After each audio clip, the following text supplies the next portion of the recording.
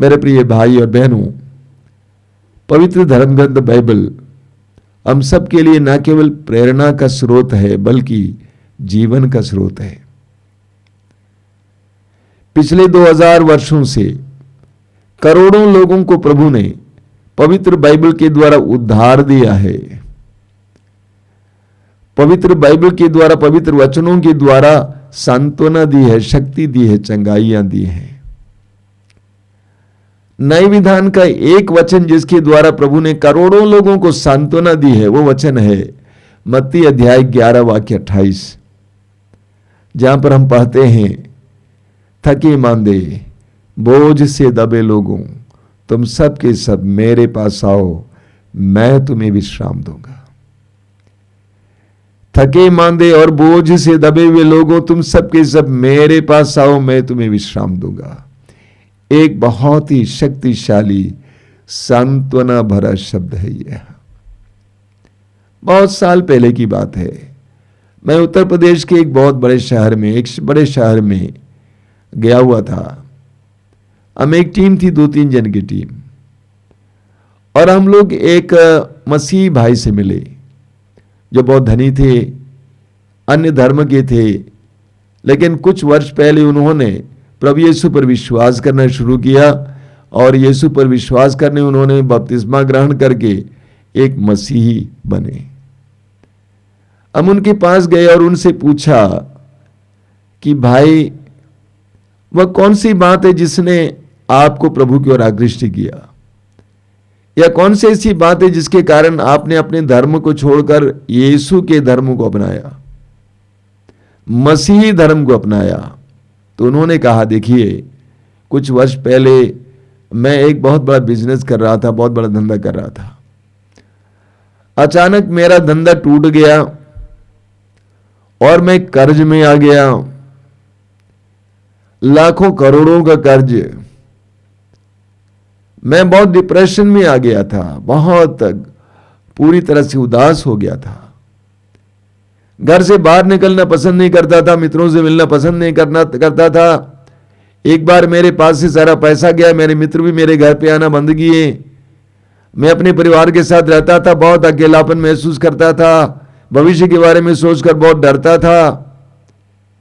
ऐसे में एक दिन जब मैं अपने ड्राइंग रूम में अपने कमरे में बैठा हुआ था और मेरे कमरे में कुछ किताबें रखी हुई थी, मेरी दृष्टि एक किताब पर पड़ी, एक पतली सी किताब।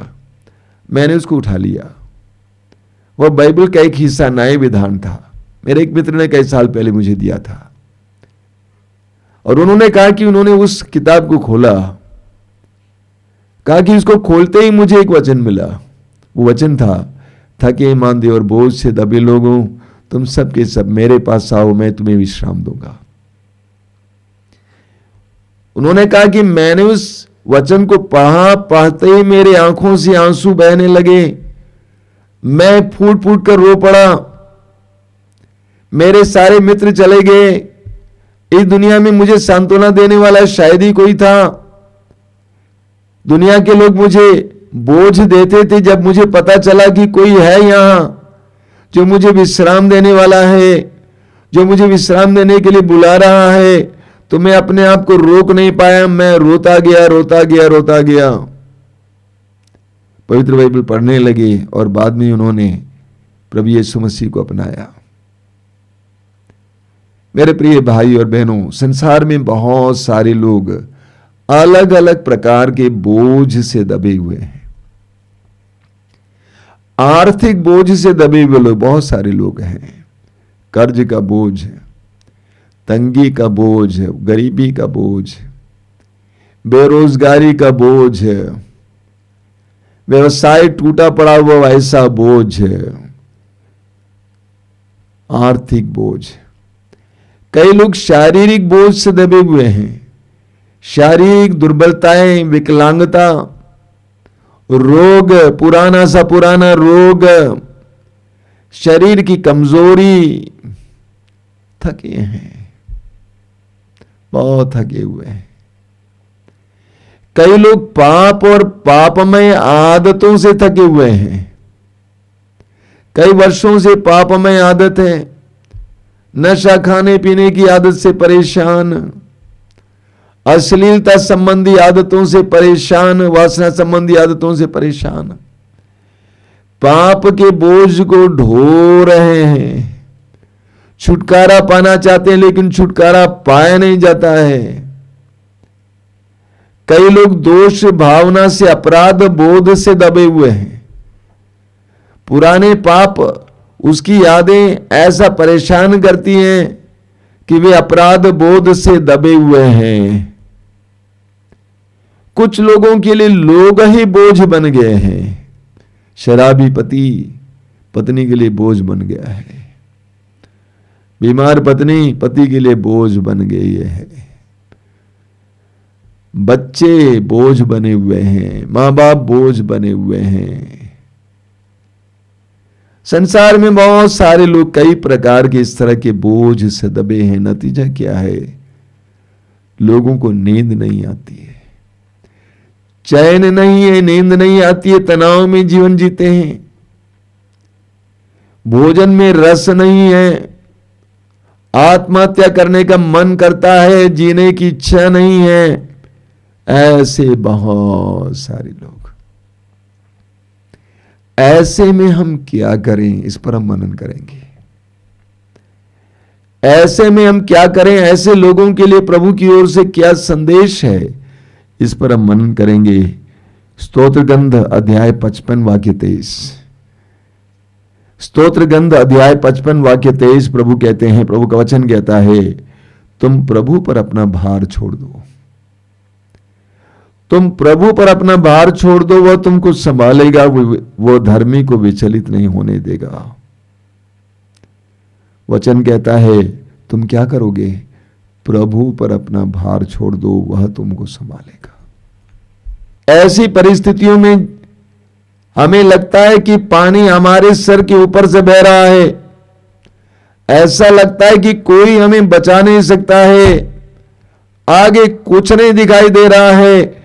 ऐसी परिस्थितियों में क्या करना चाहिए? प्रभु का वचन कहता है तुम अपना भार प्रभु पर छोड़ दो। तुम अपना भार प्रभु पर छोड़ दो, वह तुमको संभालेगा, वह धर्मी को विचलित नहीं होने देगा। अपना भार प्रभु पर छोड़ देना मेरे भाई और बहनों। राजाओं की दूसरे ग्रंथ के अध्याय 19 में एक बहुत सुंदर उदाहरण हमें मिलता है राजा हिजकिय्याह के बारे में। इस्राएल के बहुत सारे राजा हुए। अधिकतर राजा ईश्वर के वचन के खिलाफ जीवन जीते थे, ईश्वर से विद्रोह करते थे। लेकिन हिजकिय्याह एक ऐसा राजा था जो ईश्वर की वाणी का पालन करता था, ईश्वर के आदेशों का पालन करता था, ईश्वर पर भरोसा रखता था। हिजकिय्याह यूदा का राजा था। असूर के राजा ने समारिया पर आक्रमण किया और उसको अपने अधिकार में कर लिया। अब यूदा की पारी थी। असूर के राजा ने यूदा के राजा हिजकिय्याह को संदेश भेजा कई बार कि संधि कर लो, लड़ाई की जरूरत नहीं है, संधि कर लो, मेरे अधीन हो जाओ। लेकिन राजा हिजकिय्याह इस बात को मानने को तैयार नहीं था। अंत में असूर के राजा ने अपने दूत के द्वारा एक पत्र भेजा जिसमें लिखा हुआ था, खबरदार, तुम अपने ईश्वर पर भरोसा रखते हो, तुम धोखा खा जाओगे, इसलिए संधि बनाओ। राजा हिजकिय्याह ने क्या किया मालूम? ध्यान से सुनिएगा। उस पत्र को पढ़ा, उसके बाद वो मंदिर चला गया।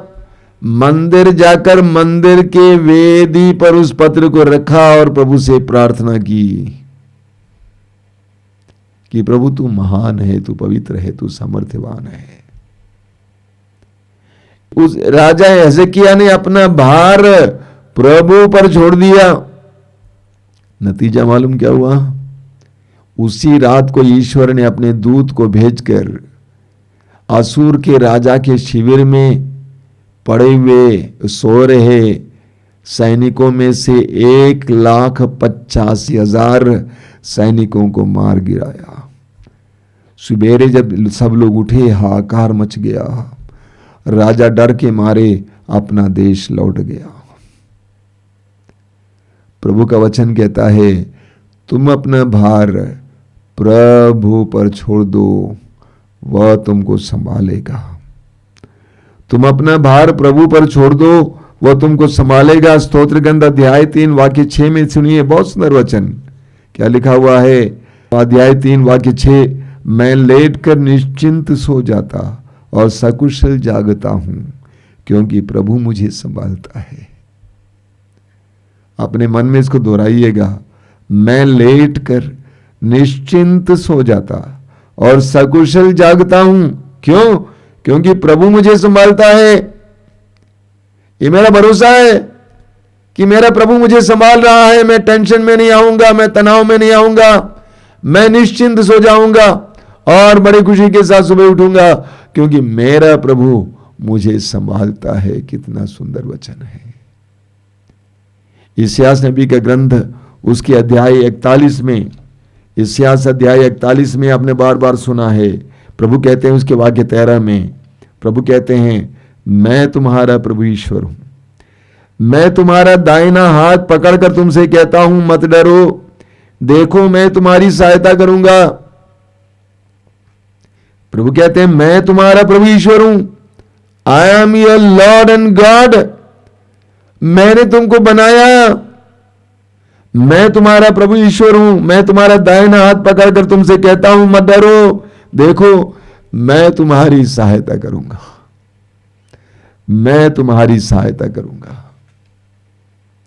हमें निर्गमन ग्रंथ की अध्याय 14 में पढ़ने को मिलता है, इस्राएली जनता को ईश्वर ने मूसा के नेतृत्व में मिस्र देश की गुलामी से छुड़ाया और वो जनता भागे भागे अपने देश कनान देश की ओर जा रही है। तब तक लाल समुद्र सामने आया। लाल समुद्र के तट तक वे पहुंच गए और उन्होंने मुड़कर देखा तो क्या देखा? जिस फिरौन ने, जिस राजा ने उनको जाने दिया, वह राजा अपनी सेना के साथ उनका पीछा कर रहा है। सभी घबरा गए। इस्राएली लोग चिल्लाने लगे, मूसा से कहने लगे, तुम इस समुद्र के तट पर हमें मरने ले आए। मूसा ने क्या कहा मालूम? वचन में लिखा हुआ है अध्याय 14 में, उसके वाक्य 13 और 14 में लिखा हुआ है। मैं उसको पढ़कर आपको सुनाना चाहता हूं। निर्गमन ग्रंथ अध्याय 14 उसके वाक्य 13 और 14 में बहुत सुंदर वचन है, कैसे मूसा अपनी जनता को समझाता है। अध्याय 14 उसके वाक्य 13 और 14 में मूसा ने अपने लोगों से कहा, क्या कहा? मूसा ने लोगों से कहा, डरो मत, धीर बने रहो और ये देखो कि किस प्रकार प्रभु आज तुम लोगों की रक्षा करेगा। जिन मिस्रियों को तुम आज देख रहे हो, तुम उन्हें फिर कभी नहीं देखोगे। प्रभु ही तुम्हारी ओर से युद्ध करेगा और तुम लोगों को कुछ भी नहीं करना पड़ेगा। मूसा ने अपने लोगों को दृढ़ विश्वास और भरोसे के साथ सांत्वना दिया, यह कहकर कि तुम्हें लड़ना नहीं होगा, तुम्हारा प्रभु ईश्वर तुम्हारे लिए लड़ेगा। मालूम क्या हुआ? ईश्वर ने मूसा से कहा, डंडा उठाओ, पानी पे मारो, और पानी 2 भागों में विभाजित हो गया। इस्राएली जनता आगे निकल गई, समुद्र पार की। तब तक फिरौन उसकी सेना के साथ उनका पीछा कर रहा था। जब सारी जनता आगे निकल चुकी थी, प्रभु ने मूसा से कहा कि डंडा मारो, पानी पर डंडा मारा, फिर लाल समुद्र एक हो गया और फिरौन और उसकी सेना और उसके घुड़सवारी सब उस पानी में डूब गए। प्रभु का वचन कहता है, प्रभु पर अपना भार छोड़ दो, वह तुम्हें संभालेगा। तुम प्रभु पर अपना भार छोड़ दो, वह तुम्हें संभालेगा। बाइबल में बार बार हम पढ़ते हैं कि हमारा ईश्वर सत्य प्रतिज्ञ ईश्वर है। ये सत्य प्रतिज्ञ मतलब क्या है? अपनी प्रतिज्ञा को बनाए रखने वाला ईश्वर, अपने प्रतिज्ञा को ना भूलने वाला ईश्वर, ना तोड़ने वाला ईश्वर सत्य प्रतिज्ञ ईश्वर है। पेतरुस अपने पहले पत्र के अध्याय 5 वाक्य 7 में कहते हैं, आप अपनी सारी चिंताएं उस पर छोड़ दें। आप अपनी सारी चिंताएं उस पर छोड़ दें, क्योंकि वह आपकी सुधि लेता है। वह आपकी सुधि लेता है। आप अपनी सारी चिंताएं उस पर छोड़ दें, क्योंकि वह आपकी सुधि लेता है। ये विश्वास होना जरूरी है कि वह आपकी सुधि लेता है। वह आदमी ही, वह व्यक्ति ही अपनी सारी चिंताओं को प्रभु पर छोड़ेगा जो ये विश्वास करेगा कि प्रभु मेरी सुधि लेता है। सुधि लेने का मतलब क्या है? मेरा ख्याल करता है, मेरे बारे में सोचता है, मेरी मदद करने को तत्पर है। वह आपकी सुधि लेता है, भूलना नहीं, वह आपकी सुधि लेता है। वह आपको जानते हैं, आपकी आवश्यकताओं को जानते हैं, वो आपकी सुधि लेते हैं, आपका ख्याल रखते हैं, आपके लिए सोचते हैं। इसलिए आप अपनी सारी चिंताएं उस पर छोड़ दें। अंग्रेजी में एक फ्रेज है, कहा जाता है लेट गो। लेट गो का मतलब जाने दो। चिंता मत करो, टेंशन मत करो, तनाव मत लाओ, बल्कि जाने दो। दूसरा है लेट गॉड, यानी ईश्वर को लेने दो। आप अपने जीवन में जो बोझ महसूस करते हैं, जो भार महसूस करते हैं, उसको जाने दीजिए और ईश्वर के हाथ में दे दीजिए। Let go and let God, ईश्वर के हाथ में जाने दीजिए। आसान बात नहीं है। कई लोगों की समस्या यह है, मैं जानता हूं, लोग प्रार्थनाओं में आते हैं, आश्रम आते हैं, साधना केंद्र जाते हैं, रिट्रीट सेंटर जाते हैं, समस्या लेकर जाते हैं, लेकिन समस्या वापस भी लेके जाते हैं। ये हमारी बहुत बड़ी बुरी आदत है। समस्या वापस भी लेके आते हैं, जिस तरह लड्डू चाहाए और लड्डू वापस ले आए, उसी तरह हम भी समस्या को चाहकर वापस लेके आते हैं। लेकिन हमें लेट गो, जाने देना है, ईश्वर के हाथों में दे देना है। प्रभु मेरी समस्या तेरी समस्या है, मेरा बोझ तेरा बोझ है, आज से मैं तेरी आराधना करूंगा। फिलिपियों के पत्र के अध्याय 4 वाक्य 6 में संत पौलुस कहते हैं, आप किसी बात की चिंता ना करें। आप किसी बात की चिंता ना करें, हर जरूरत में प्रार्थना करें। चिंता करना कम करना है, हमें प्रार्थना करना है। चिंता कम कीजिए, प्रार्थना कीजिए। हर जरूरत में प्रार्थना कीजिए, विनय तथा धन्यवाद के साथ अपना निवेदन प्रभु के समक्ष रखिए। मैं इसका पालन करता हूं। कोई भी समस्या आ जाती है, कोई भी विसंगति आ जाती है, सबसे पहली बात चिंता आ जाती है अचानक। तुरंत ये वचन में मुझे समझाता है, किसी बात की चिंता ना करें, सब बातों के लिए प्रार्थना करें, हर जरूरत में प्रार्थना करें, विनय तथा धन्यवाद के साथ इस निवेदन को प्रभु के सामने रखें। ऐसा ही मैं करता हूं और मैंने इसका नतीजा पाया है। चिंता आ जाती है, तुरंत प्रभु का वचन मुझे याद दिलाता है, तुम्हें क्या करना है? चिंता नहीं करना, बल्कि प्रार्थना करना। प्रार्थना करना और अपना निवेदन प्रभु के सम्मुख रखना, बस। बाकी प्रभु कर लेते हैं, और इतने सुंदर ढंग से प्रभु करते हैं कि आप सोच नहीं सकते। मैं यहां पर उदाहरण देना नहीं चाहता हूं, क्योंकि कई लोग इससे जुड़े हुए होते हैं और वे भी इस कार्यक्रम में भाग ले रहे होंगे। कोई भी चिंता आ जाती है, व्यक्ति मेरे लिए चिंताजनक हो जाता है, क्या करूं? उसे डांटूं, फटकारूं? बिल्कुल नहीं, तुम चुप रहो, समर्पित करो, मैं करूंगा। मूसा ने इस्राएली लोगों से कहा, तुम्हें लड़ना नहीं होगा, तुम्हारी ओर से ईश्वर लड़ेगा। इसलिए मैं बेफिक्र जीता हूं, डर नहीं है।